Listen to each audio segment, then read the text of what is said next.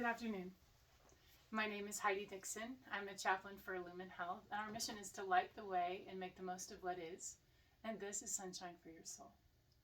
A special welcome to my guest and newest friend, Mr. Dave Clements, introduced by a mutual friend.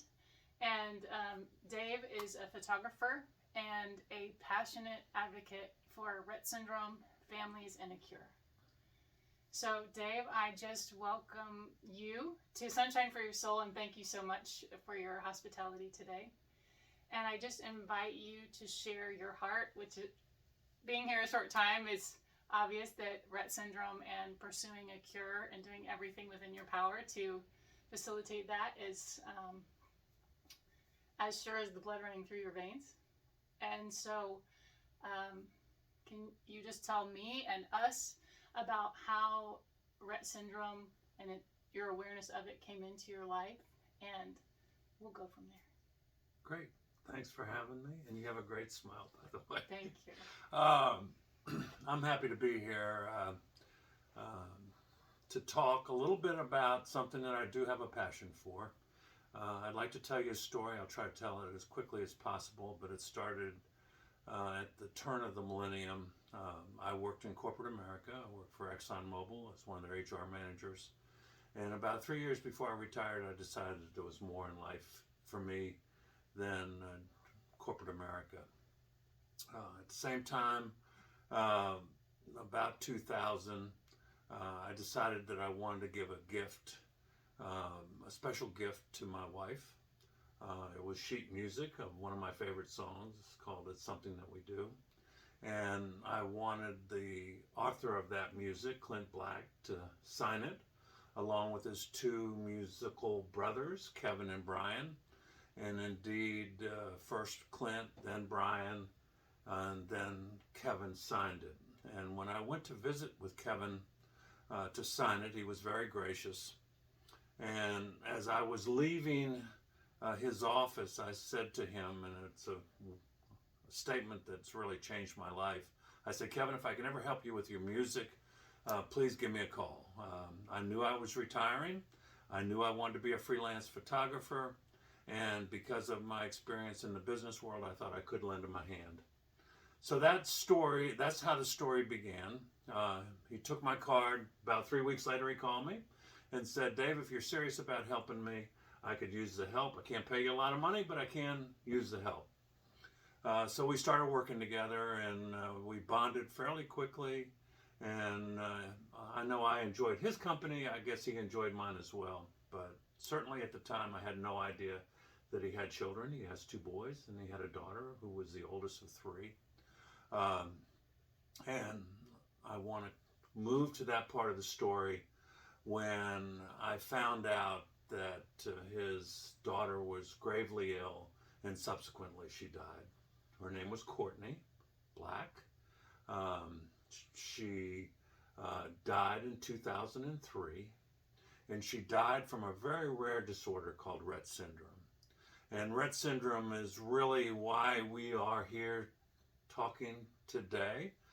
It's something that I think is extremely important to talk about, in that it's a disorder that mainly impacts girls, about 1 in 10,000. Normal births.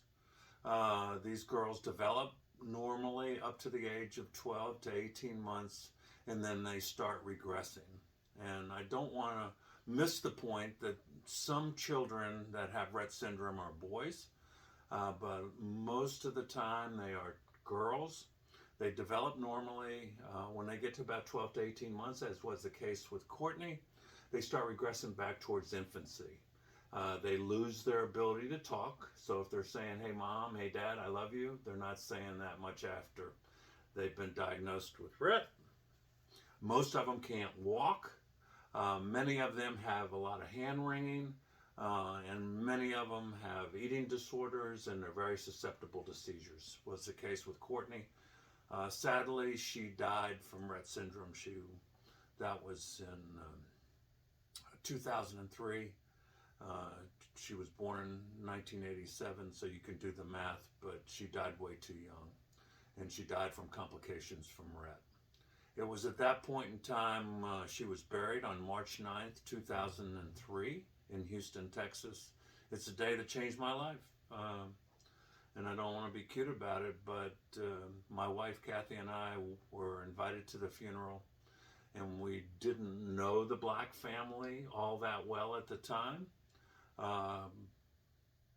Kevin has a famous brother, Clint, who maybe you heard of, and he and Clint and his wife Lisa were at the funeral, but Kathy and I just kind of stood in the background and watched as Kevin and his family buried Courtney. And all I could think of that day was the thought of burying our daughter Sarah, who was the same age as Courtney, and who's a registered nurse working hospice in South Dakota. But nonetheless, the thought that day was inconceivable of burying Sarah, and that has continued with me ever since, right up until this very moment. The thought of burying that daughter or any child is something that just is repulsive to me. Going back to my story, when Kevin was mourning Courtney's loss, I could only think that it was a terrible time for him. And I asked him the question. I said, do you want to just bury Courtney and move on with your life, or do we want to try to make a difference in Courtney's life and death as a Rett child and use whatever voice that we have to make the difference for other families so that they don't have to go through what you went through? And he thought about it and said, let's do it. So that was in 2003. It's now 22. Oh my goodness, what a long time. But since then, we have been trying to do everything in our power to raise money and awareness for Rett syndrome, which is why I'm sitting here today, for no other reason. So if you hear me talking, you see my face, it's isn't about me. This is trying to help families and children that deal with Rett syndrome every single day, something that I can't imagine doing it, because when a child is diagnosed with Rett syndrome, it's awful. It's awful for the child. It's awful for the parents, the grandparents, the friends, the families, the employer. And so Kevin and I have decided then and every day since that there has to be some things that we can do to make a difference in this world and maybe find a way to help raise money to eliminate Rett syndrome. So we started with golf tournaments. Our first golf tournament was called Tee It Up for Rett. I think we raised $5,700, and that got us kicked off, and we then did additional golf tournaments. We did walks. We did concerts, given that Kevin is in the music business. And his brother also participated and helped us, who ultimately went on Celebrity Apprentice. And that caused greater awareness for Rett syndrome around the country, and we appreciate what Clint did in that regard. But at the same time, it caused me to think in terms of, rather than us going back to the same individuals over and over again and asking for more money, that maybe there was something that Kevin and I could do to get more people outside of Houston involved in giving us money without actually asking them for a donation. So, my second career is a freelance photographer, and one of the pictures that I took early on in my photography career was of Kevin doing a fundraiser for flood victims at Minute Maid Stadium or Park. And when I processed this photo of Kevin, which he generally doesn't really like the photo, but he tolerates it because it was the first one that I took of someone raising a hand, it occurred to me that when I grew up in Virginia, if you were raising a hand, you were raising a hand to help someone else. And so I went to Kevin and I said, hey, listen, how about the possibility of us doing a coffee table book of photography, of artists, of musicians raising a hand, like in this photograph, ask the artist permission for us to use one of our photos of them raising a hand, and then put together a black and white coffee table book and try to sell it, still getting the people that buy it their money, but instead of just asking for a donation, we'd give them something in return.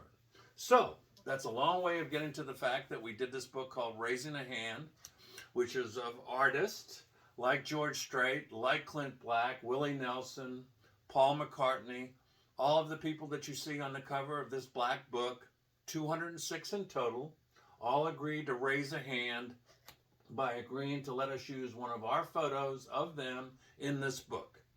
It took us 3 years, day and night. It was extremely difficult putting this book together. But the almost 10,000 people around the country that have bought the book have said it's a pretty cool book. And it costs $35. We still have it available by going to raisingahand.com and making a donation. But when we finished this book and we sold as many copies as we could, we concluded a couple things. That although it was hard, it was worth it. And it was worth it not because it gave us notoriety, but because some children who otherwise their disorder might not have been known by the general public now are way more visible. And we raised over $300,000 towards Rett research. So the reality is it wasn't what we were wanting, but it was more than what we had. Yeah. When we finish this book, the question that we ask ourselves is, do we really want to put ourselves through and do it again? The answer was no, we don't. It was too hard. But the second question was, is there still a need? Has there been a cure found for Rett syndrome? And the answer to that is no. And our commitment, Kevin and my commitment to each other, was that unless there was a cure, we had to keep going. So we spent the next 3 years, which was basically been the last 3 years, and did volume 2 of Raising a Hand. And we're proud to say that as good as the reviews were on volume 1, the reviews on volume 2 have been better. That would be for somebody else to make a judgment if they think it's better or not, but they'd have to buy both to know. Again, which they can do at raisingahand.com. This book also costs $35. It has 236 artists that are all different than in volume 1.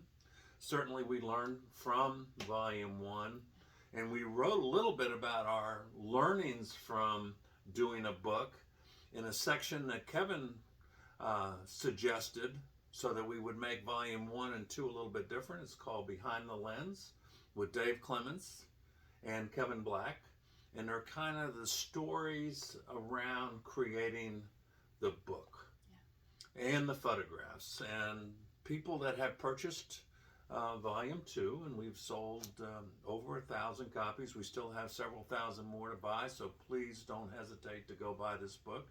It's $35. All the proceeds go to Rett Research. We don't make a dime on the books, and we think that they're a bargain at twice the price. So all I can do is summarize and say that if one of your viewers buys a book, then the time spent today, from my perspective, has been invaluable. And even if someone doesn't buy a book, if one new person finds out about Rett syndrome, then it's been worth it. And I'll kind of close on a story that I haven't shared with you, but early on at one of the golf tournaments, we started talking about Rett syndrome. And one of the golfers who we didn't really know was a fellow named Tom Brown. And when we started talking about Rett syndrome, Tom listened, but didn't say anything when Kevin and I were talking about it. But little did we know that Tom was the executive director of a family trust. And the next day, Tom went back to his executive board and told them about this golf tournament that he played in and a little bit about Rett syndrome.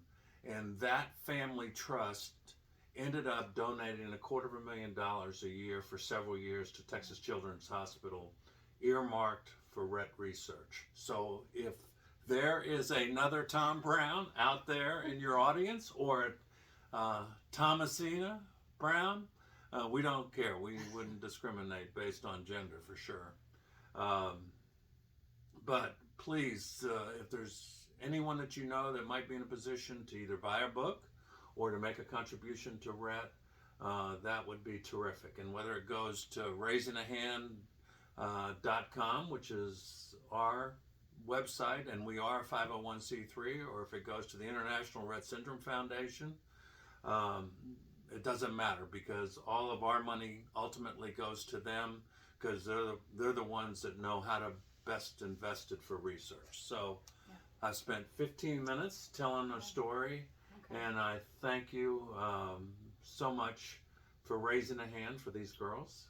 And I thank you for what you do for the general community, dealing with death and dying, and the loved ones of those that are about to pass has got to be a difficult task. And one day I want to come back and interview you about what you do. But we'll be looking forward to that. Thank you so much, Heidi. And thank you all very much for listening, if indeed you have.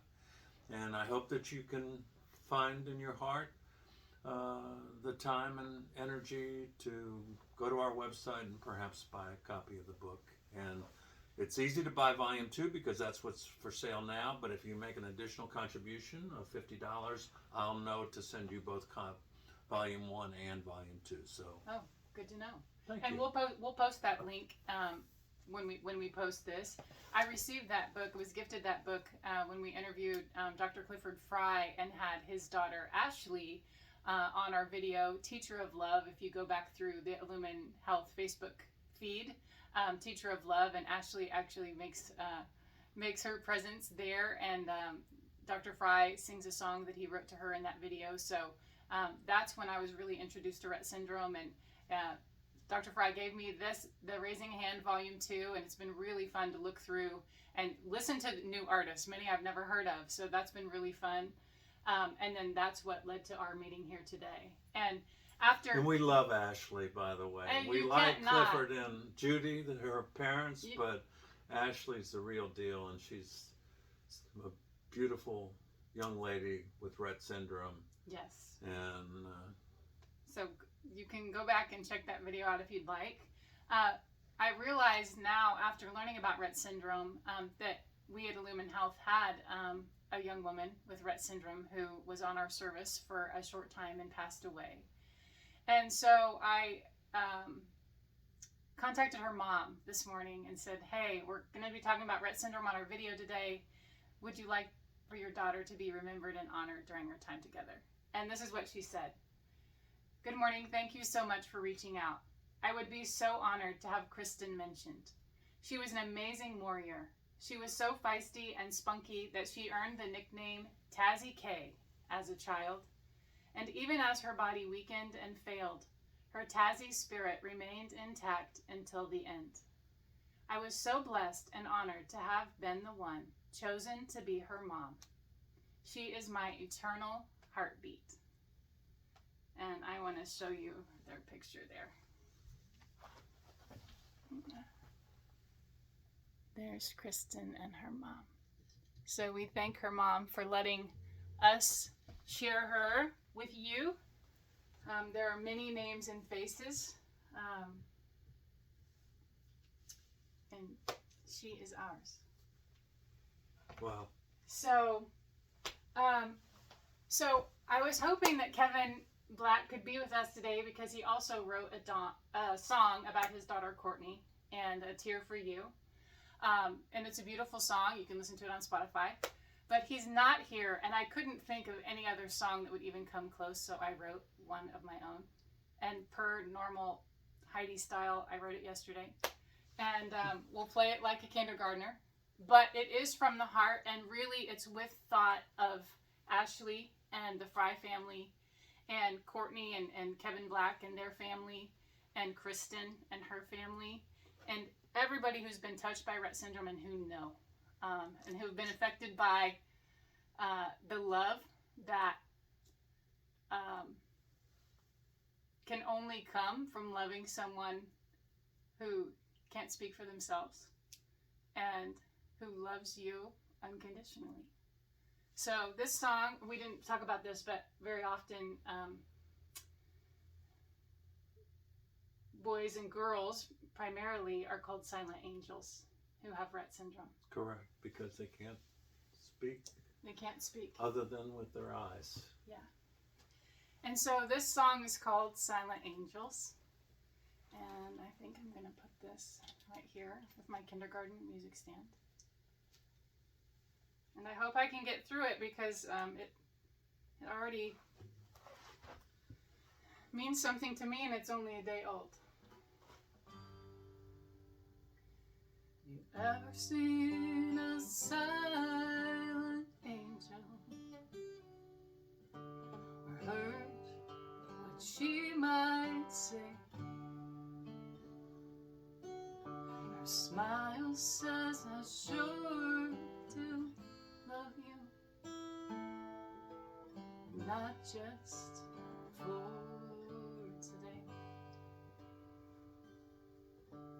Prove your love to her in the little while she is yours. You will give her everything. Your heart, your thoughts, your words. But you likely leave you crying. Though she only ever smiled. Silent angels aren't bound to her beyond a little while. Your love for her will change the world. One picture at a time. And when ink and paper begin to fade, music plays and heaven shines. Have you ever seen a silent angel? Or heard what she might say? Her smile says, I sure do love you. And not just for today. Have you ever seen a silent or heard?